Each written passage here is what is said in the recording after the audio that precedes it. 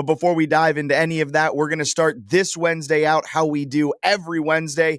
And we want to welcome in Dr. Larry Benson here to the show. Doctor, appreciate you taking some time out of your morning to chat with us. How are you doing? I'm good. How are you? I'm doing fantastic. And I want to start, it's Bone and Joint Week. So kind of here to start things out, what are some common bone and joint injuries that you see the most common? Especially during the football season, a lot of contact injuries. So, you see a lot of clavicular fractures, collarbone, I can't remember the receiver from Tampa Bay just the other night. Mike Evans. He Mike took Evans, that nasty one, significant collarbone injury. So we see a lot of those, and with the contact, also a lot of AC joint sprains from the shoulder, dislocations for the shoulder. And believe it or not, a lot of times we see a lot of hand fractures, finger fractures with receivers. I mean, you see these older receivers who are doing podcasts and stuff right now, and their fingers are all crooked and when they raise their hands. And so we see a lot of that too, but also a lot of knee and ankle injuries also. So I want to talk about Mike Evans a little bit. I know you're not working directly with him, just sharing your expertise on the topic. Yeah. And we see collarbone injuries quite often, but that one seemed a little bit more aggressive, I think, with his, at least it looked like on the TV broadcast. Mm. What does a collarbone injury entail? Because sometimes we hear it described as collarbone, shoulder, and it kind of is a murky area, it seems at times. So what does a broken collarbone really entail?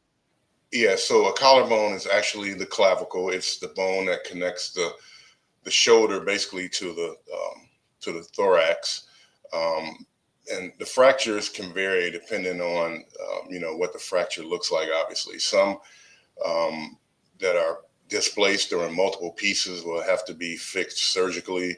But a lot of these collarbone injuries or clavicle fractures, they actually repair themselves. So you'd be surprised at the amount of displacement that a collarbone fracture can have, and it'll be a non-surgical fix.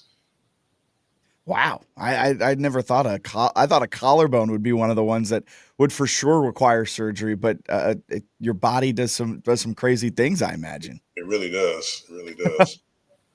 Dr. Benson, another injury that happened was Dorrance Armstrong with the Commanders. And again, I know you don't work with them, just sharing the expertise. And you mentioned shoulders, fingers, knees, ankles. He suffered a knee injury. He's a big defensive lineman. With these knee injuries that we see, how difficult is it to rehab those and come back from those? Because I imagine the knee is such a impactful and important part of what a lot of football players do, specifically defensive linemen. Absolutely, and it depends on the type of injury it is too. MCL sprains, which are collateral ligament sprain of the knee, are pretty common with athletes and linemen. Those can be rehabilitated pretty readily. It just depends on the severity of it. Those are the type of injuries that can, that are not usually season enders, but take several weeks to rehab and get them back. Other injuries like meniscus tears, it would depend on the severity of the tear and what type of tear it is. Sometimes those are surgical, and they can, depending on how bad that tear is it something that needs to be fixed, or is it a meniscus tear that needs to be removed? And then the rehab and the time out depends on what type of tear and the outcome of that surgery. Dr. Benson from OrthoVirginia joining us this Wednesday morning. And after someone has gone through a dislocated joint, maybe it's a shoulder, knee, something along those lines, what are the odds of it happening again for them? Is it a higher odds if they maybe don't rehab it properly? Is it just higher odds in general? No. So those injuries, specifically shoulder dislocations, are pretty age dependent. If you're under 20 and you have a traumatic shoulder dislocation, the chances of you dislocating that shoulder again is usually about 80 to 90%.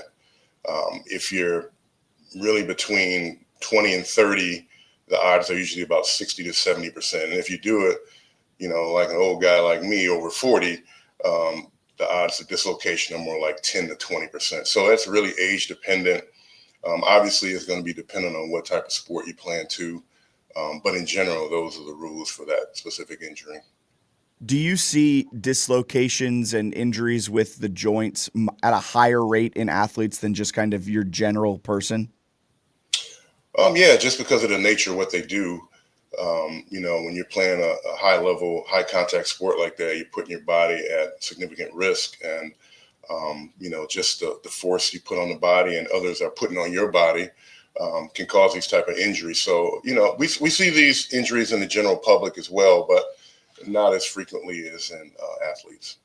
Yeah, because I broke a pinky, and it's funny. It wasn't in my normal run-of-the-mill life. It was an intramural flag. I think I've brought it up multiple times doing these interviews, but Yeah. it was a broken pinky with playing football. I never would have broken a pinky otherwise, but because I fell right on it. Who knew a pinky couldn't withstand all my body weight? But you live and you learn.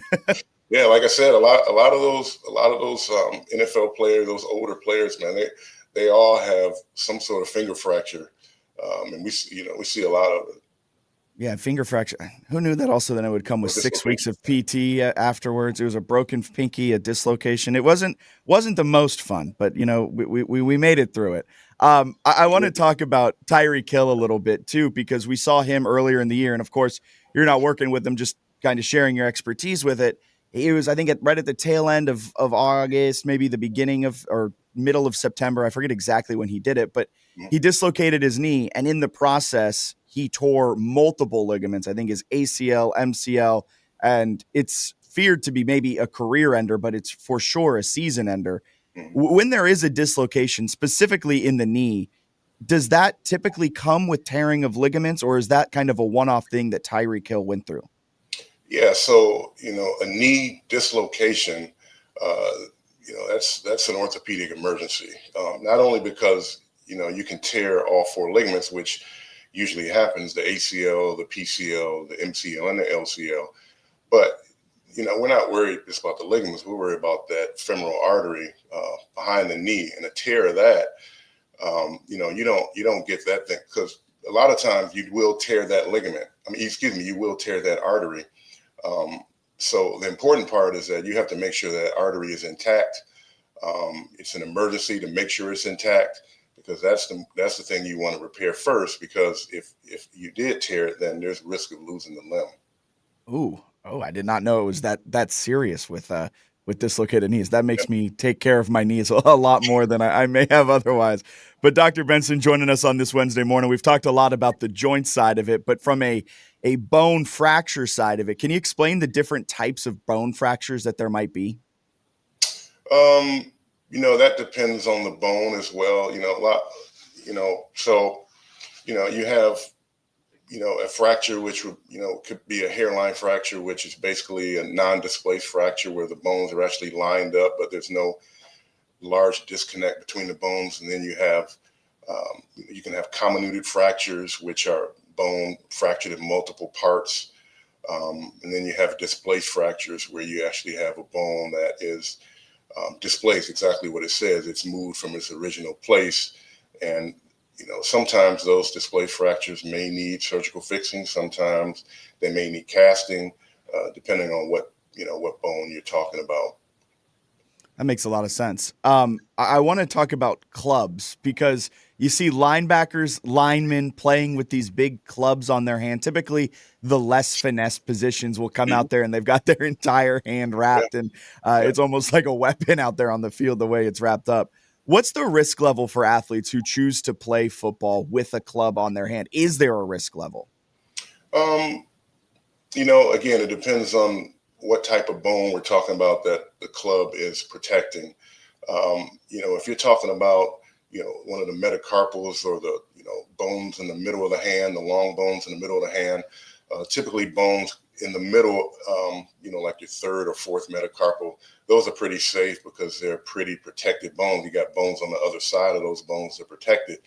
But when you start talking about bones like a scaphoid bone in the hand where there's not a great blood supply, there's more significant risk of playing with something like that.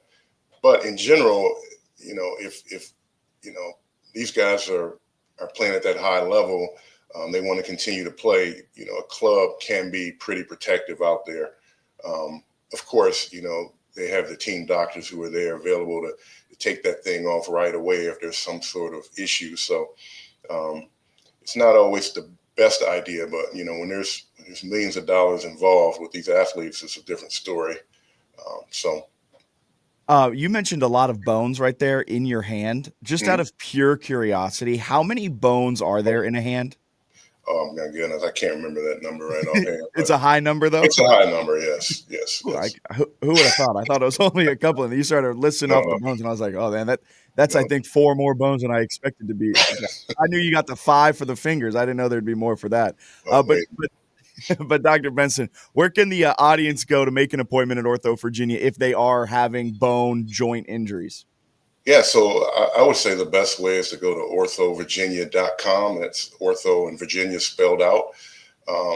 That way you can see all our specialists. You can see the locations that we have available. And depending on what body part or what issue you have, you're kind of able to focus in on that based on the provider and the things that they care for. So it's that website is a great resource. And then all the phone numbers for all the locations are there as well. So, we're available to help you out. I mean, Stronger starts here. Awesome. Dr. Benson, I love it. Appreciate your time on this Wednesday morning. Have a great rest of your day. Thank you. You do the same. Thank you for having me. Of course. There goes Dr. Larry Benson from OrthoVirginia, taking some time out of his Wednesday morning to chat with us. Appreciate him stopping by to chat. We always love catching up with him.